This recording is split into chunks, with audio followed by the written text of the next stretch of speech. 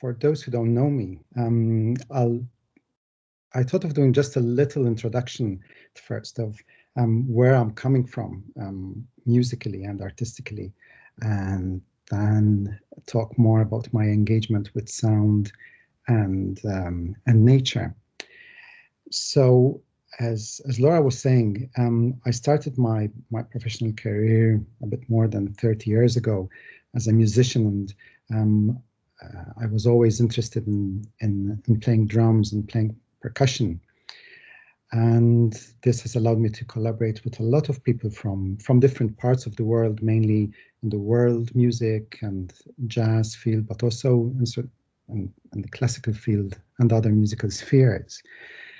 And the interesting thing about my story is that because percussion is so diverse and it's such a beautiful and vast sound world, I became interested not only in the world of percussion, but also in the world of sound. So this led me to start experimenting a lot with, let's say, unconventional instruments, percussion instruments, which were found objects, metal, wood, glass, things that resonate. And I started fusing these sounds and these found objects with my arsenal of percussion. And the more I started experimenting with these found sounds, the more I found myself looking at sound elements which are around us. And that, I think, got me to a state where I started to listen more to the environment around me.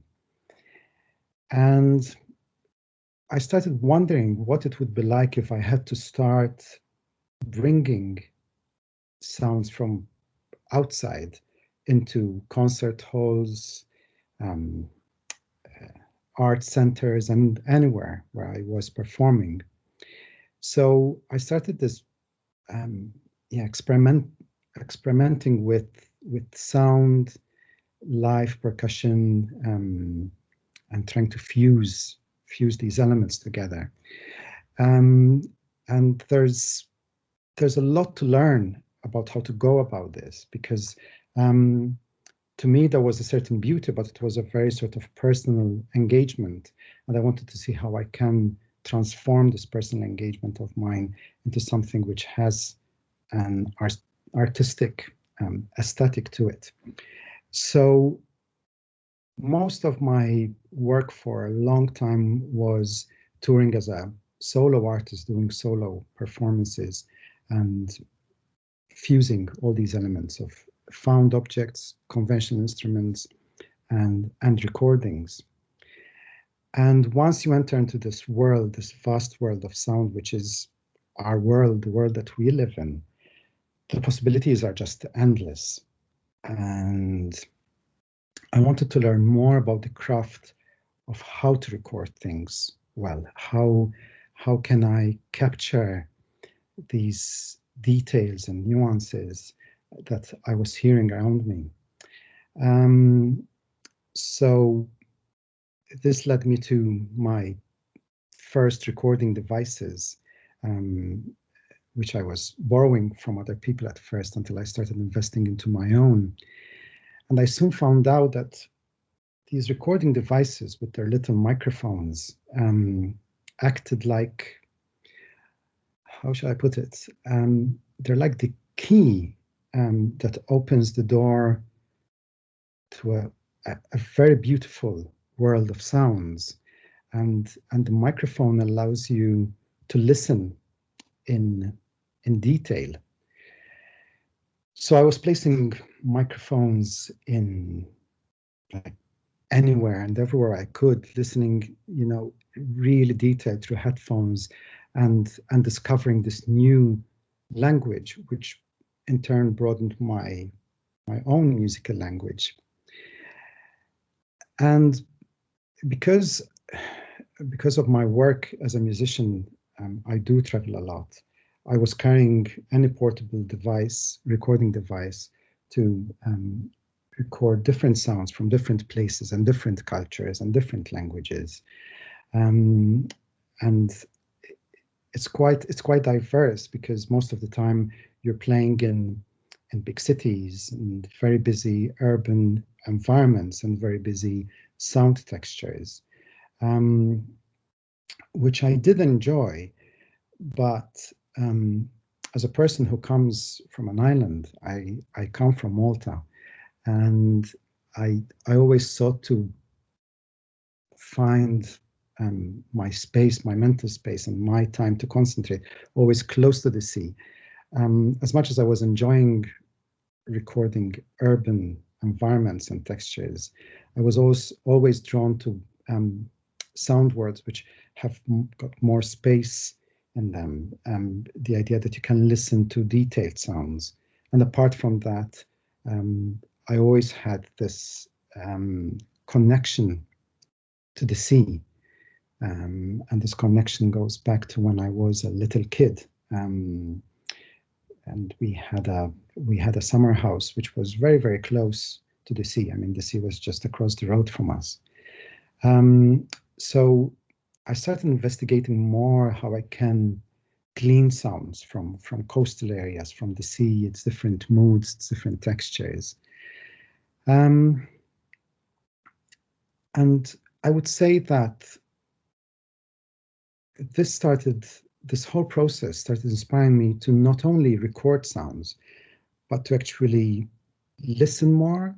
I remember at first I would just, go around and record. And then I would go back home and realize that I've actually recorded a lot of stuff, but I haven't really engaged with the spaces and places that I had visited. So I started making it a point to engage more. And I found that listening is such an important part of my progression as an artist. And the more you listen, the more you train your ear to engage with the sonic world around you. And I found that this plurality of sound contrasting with silences and the particular atmospheres of different places were really feeding into my own work. And at some point a bit later in the talk, I will share with you some audio files just to explain more what I'm talking about. So this brings me to what is the main theme of this talk, which is my engagement with sound and how I use material that I collect from different parts of Shetland and from other parts of the world. And I think because I'm here in Shetland, I'm going to base a lot of my material around places that I've been around Shetland. When I came first to Shetland in April 2018, I was here to start working on a project, which was an audio and visual installation. And at the time we were living in Oxford. And Oxford to me was this very, very busy place, but I was there because I was working with people, I was working with artists, furthering my own studies too. And I just wanted to find somewhere which is like at the other end of the spectrum, somewhere which is really rural and to give me the opportunity to experience silence. And one evening, me and my partner were just looking at the map of the UK, and there was this little speck of an island, Shetland, of course, and I knew nothing about this island. And I was quite curious, and I thought that maybe if I could go there and spend a week or so just to tune myself into this place and see if I can work, I thought that would be really great. So I came here, we came here for a week, and my first impression, I remember waking up, we're staying in an Airbnb, and just walking out of the door, and there was this complete, beautiful silence, and you could just hear birds in the distance and some water from a burn. And in those 7 days, I really had made up my mind that I should come back. And between June and July of 2018, I was here, and I really traveled through different parts of Shetland, doing a lot of videography, sound recordings, and writing a lot. And the more I spent time outdoors, the more I became engaged with the place. And this whole idea developed of me taking this personal experience of mine into a city and seeing how people experience this completely different sound texture. And it was really hard to find a place which was really quiet and had the right qualities that separates all that was happening outdoors, all the sirens, ambulances, and traffic, and walking into a space which is really quiet. And I finally managed to find that. And it was really great for people to see people how they engaged with this very minimalistic sound texture. So when we moved here in 2019, I saw that this was like this playing field for me. Wherever I go, I started carrying recording devices, my camera, my photo camera also, and just record material. And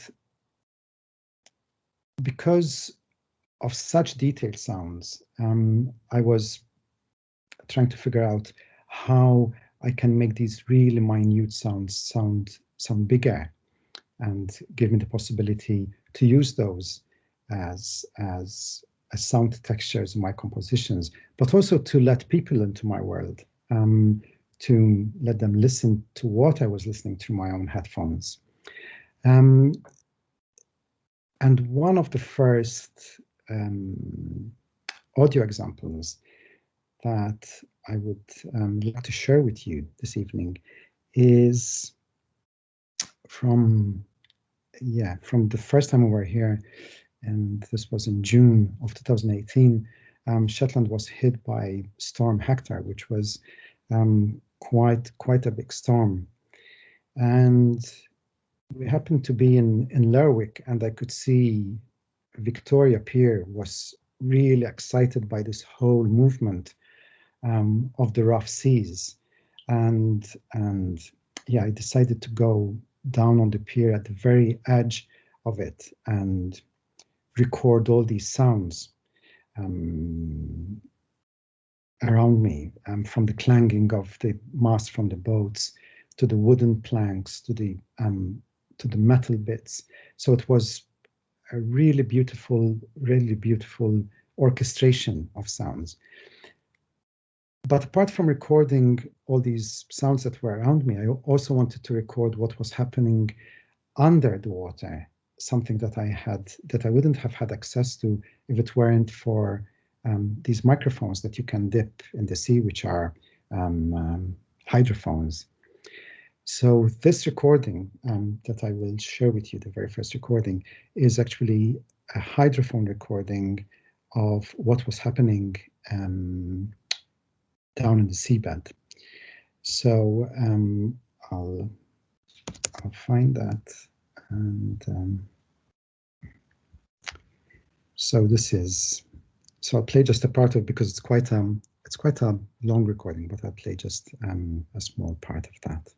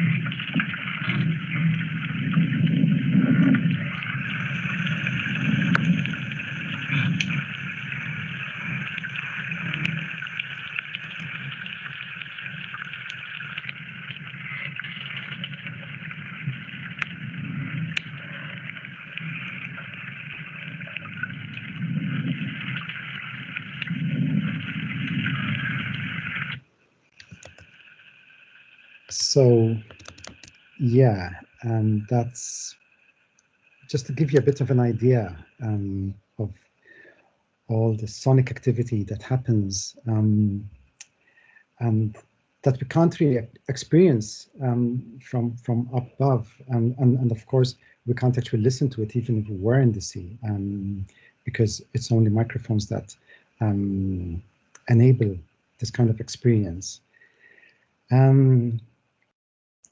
There's a second recording that I would like to share with you, and this is quite a yeah, it's quite a different sound texture, and this recording comes from Malta.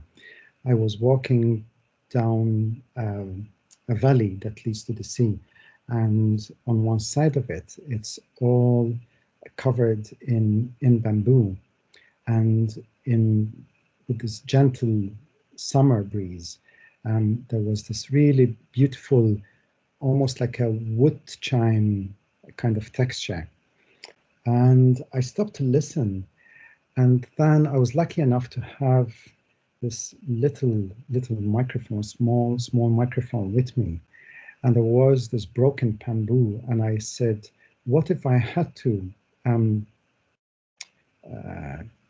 put this microphone inside the bamboo and see what it feels like to be inside this long piece of bamboo. And I managed to capture this recording.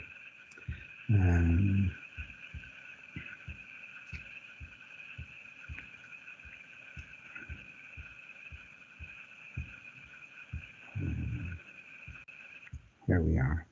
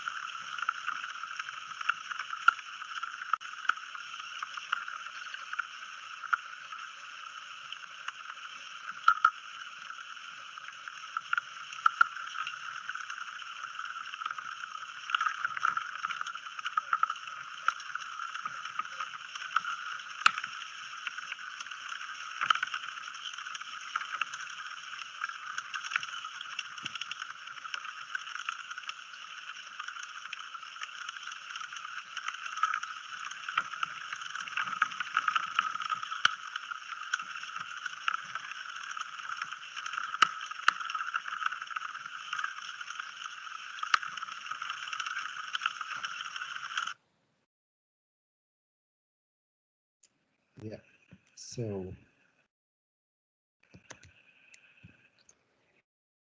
yeah, just that's like to give you yet another example of what I referred to before as the microphone acting like the key that opens doors to new sound possibilities. Now, one question that I get asked a lot is, okay, so you record all these sounds, and then what do you do with them? And when you compose with them, how do you go about it? And of course, each composer has got a very personal way of going about things. But I tend to listen to these sounds, and they inspire me sometimes to what sort of musical element I can put to them rather the other way around, because sometimes it might feel like you're really trying to force a sound into some kind of musical composition, but at least the way I see it, because nature sounds influence and they inspire my composition and the choice of instrumentation.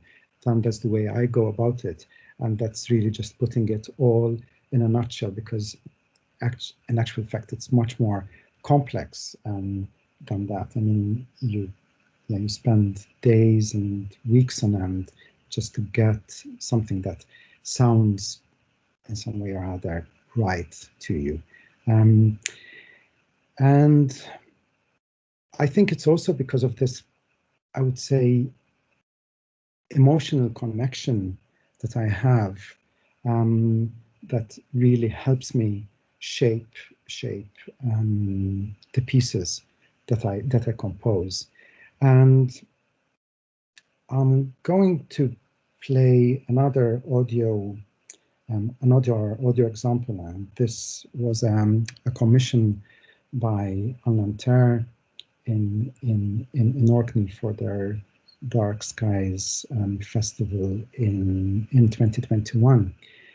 And the title of the festival itself really kind of inspired me. I found it was such a beautiful title to a festival, the Dark Skies Festival. And because we experience dark skies here as well, I thought that it would be nice to go out and record sounds during winter time and compose a piece which then became entitled Under Dark Blue Skies. And I'm going to play a section where there's this fusion of sound elements with percussive sounds and also other sampled sounds, which become like pads and stuff that I play from my keyboard. I'll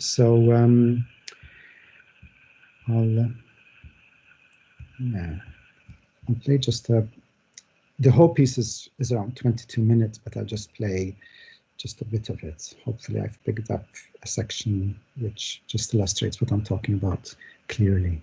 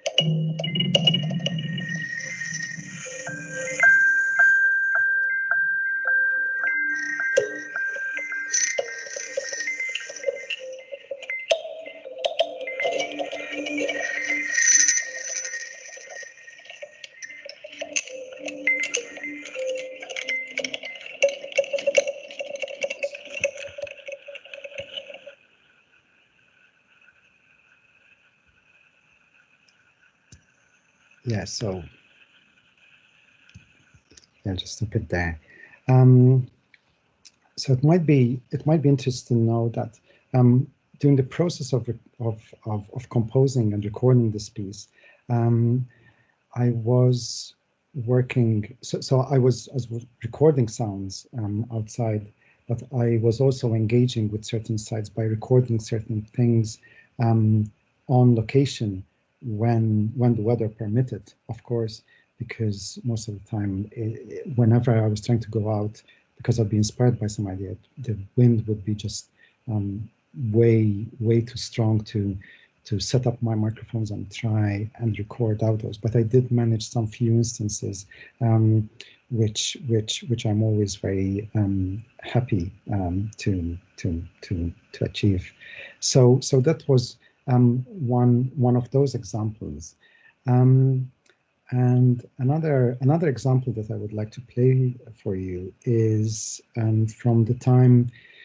So before moving to the west side, we were living in Bressa, and one of my favorite walks was walking all the way down to Nos Sound and just looking out towards Nos in winter, when you can't actually cross and walk there. And I liked the fact that there was this gap between me and this little island, and there was the sea between us, which was telling me you need to stay here until I can allow you to get over to the other side. And this whole expanse and this whole experience of sound and rough seas and the whole grandeur of it inspired to write a piece which is called From a Silence Within, which I had then submitted to a competition in tune with nature, which was part of the year of coast and waters. And it did not place first, so I didn't win any prize, but I was told that it placed either second or third, and I was very happy with that. And I'll just play a short bit, which is, as I said, really inspired by this whole particular atmosphere of this spot on Bressa. So this is it.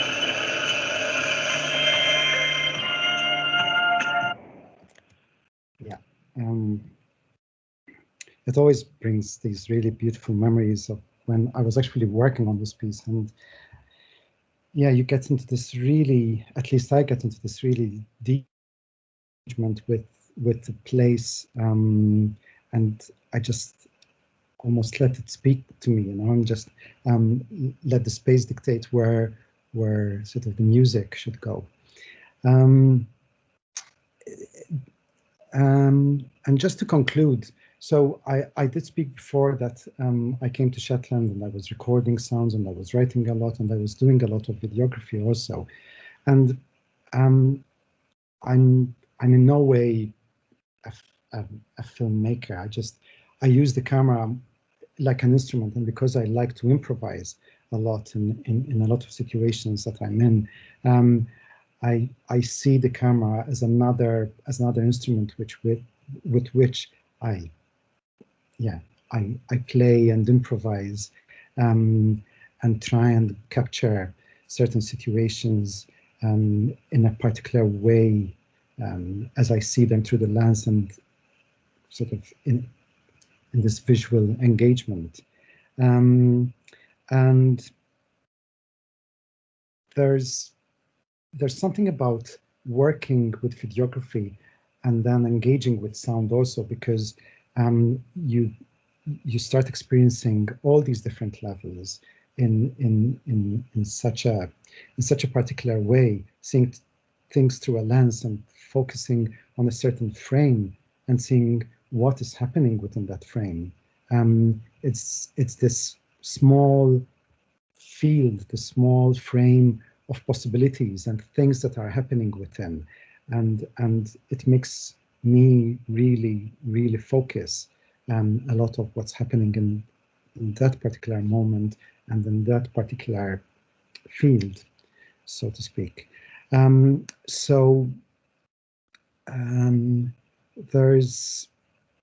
There's a video. There's one video which I'm going to show where I managed to film and record sounds at Sambor Head on a very windy day, and I wanted to do it so because whenever I went down there and it's really windy, you get so much resonance of like metal and wire ropes and all this whistling and howling, which I think is such a beautiful orchestrated situation, and I wanted to capture that, and it wasn't easy at all because I mean, okay, you take mics with really good wind jammer so that you don't get much of this wind boom, but to have your microphone stand still, and I wanted to record some percussion instruments also, just to add another layer to this metallic sound that there was around me.